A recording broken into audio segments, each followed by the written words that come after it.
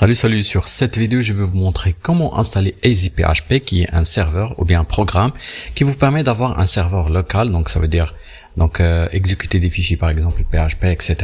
Donc c'est comme le comportement d'un serveur réel, mais c'est en local sous Windows 11. Tout simplement ici, il suffit seulement d'aller sur le moteur de recherche Google et puis vous saisissez EasyPHP comme ceci.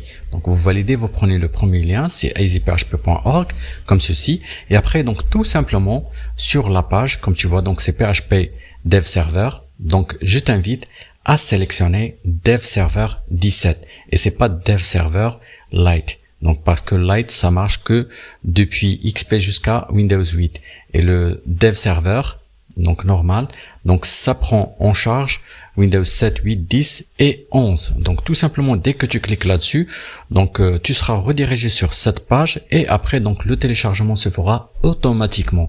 Donc tu patientes le temps que ça se télécharge, donc ça dépend de la vitesse d'internet que tu as bien sûr. Et après donc tout simplement après le téléchargement, donc tu cliques sur ouvrir le dossier ou bien le répertoire téléchargé et puis donc tu exécutes ton fichier avec un double clic tout simplement comme ceci. Donc ici sur la partie ou bien le nom du programme, tu cliques double clic avec le clic gauche de la souris et puis donc le programme s'exécute ici. Donc tu peux choisir la langue, donc tu as deux choix, donc soit l'anglais ou bien le français. Moi je vais rester sur le français bien sûr. Donc tu as la possibilité de choisir l'emplacement de l'installation. Donc si tu sais pas ce que tu fais exactement, tu peux laisser l'emplacement par défaut, et d'ailleurs je t'invite à le laisser par défaut comme ceci, et puis donc tu cliques sur suivant. Donc tu laisses ça pour avoir une icône sur le bureau, donc comme ça tu peux exécuter ton programme sans problème, et puis donc suivant et installe. Donc ça prend un peu de temps et par la suite donc le programme va achever l'installation et tu peux utiliser ton localhost. Donc bien sûr, donc je vais désactiver l'exécution automatique, donc comme ça je vais partir avec toi ou bien partie par partie, donc comment tu peux donc exécuter ce programme. Donc ici sur le bureau, comme tu vois, donc le programme n'est pas exécuté sur la barre des tâches. Donc je vais sur le bureau, double clic sur l'icône comme ceci et voilà, donc le programme est déjà exécuté sur la barre des tâches. Donc si je clique sur la petite fléchette tout en bas à droite, donc j'aurai EasyPHP qui est déjà exécuté. Donc si je vais sur le navigateur web, je saisis localhost comme ça. Donc tu verras que rien ne marche parce que le serveur n'est pas encore exécuté. Donc c'est localhost. Donc je valide par la touche entrée. Bien sûr, j'aurai que la page n'existe pas. Donc tout simplement, je vais revenir sur le programme EasyPHP comme ceci. Et aussi, donc tu peux atteindre localhost, donc Open Dashboard, bien sûr, comme ceci. Donc tu peux choisir le navigateur par défaut pour ouvrir le dashboard. Et puis tout simplement, donc tu auras la même chose que localhost, sauf que ici, donc il exécute l'adresse du localhost qui est 127.0.0.1.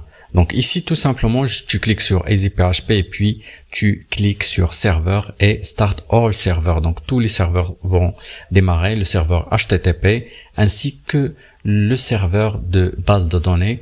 Donc comme ça, donc ça va marcher. Bien sûr, donc si tu vas sur localhost et tu valides, donc tu auras cette page bien sûr. Donc ça veut dire que ça marche très bien. Tout simplement ici, c'est la page par défaut qui est affichée ici, donc qui affiche donc les informations de mise à jour, bien du PHP utilisé, etc. Donc ça aussi, donc tu peux le modifier. Donc en tout cas, ici je vais te montrer comment tu peux faire un fichier et comment il sera visible. Donc je vais utiliser VS Code pour comme tu vois ici, j'ai une page HTML, donc nommée Angle Formation. Je vais tout simplement faire enregistrer sous et je vais chercher là où il y a ou bien là où EasyPHP est déjà installé. Donc tout simplement c'est sur C et puis donc programme x86 ou bien programme file x86 et puis donc EasyPHP et eds-3w. Par la suite je vais exécuter localhost et comme tu vois, donc j'aurai rien, tout simplement parce que la page HTML ici donc n'a pas d'informations à afficher. Donc je vais sur body et je vais mettre par exemple salut angle formation, c'est angle formation tout court comme ceci, et puis donc je vais enregistrer par fichier enregistré et je vais actualiser ma page ou bien mon localhost tout simplement. Ici si je reviens, j'actualise, Donc tu verras que le title va s'afficher en haut et puis donc le body, j'ai salut c'est Angle Formation. Donc c'est comme ça qu'on peut utiliser AZPHP comme localhost ou bien comme un serveur local pour afficher les pages web ou bien un site ou bien un CMS comme WordPress, etc. J'espère que ce petit partage t'a plu. À bientôt. Clique la code, on y va. Angle Formation, c'est ça. Web numérique, un duo gagnant.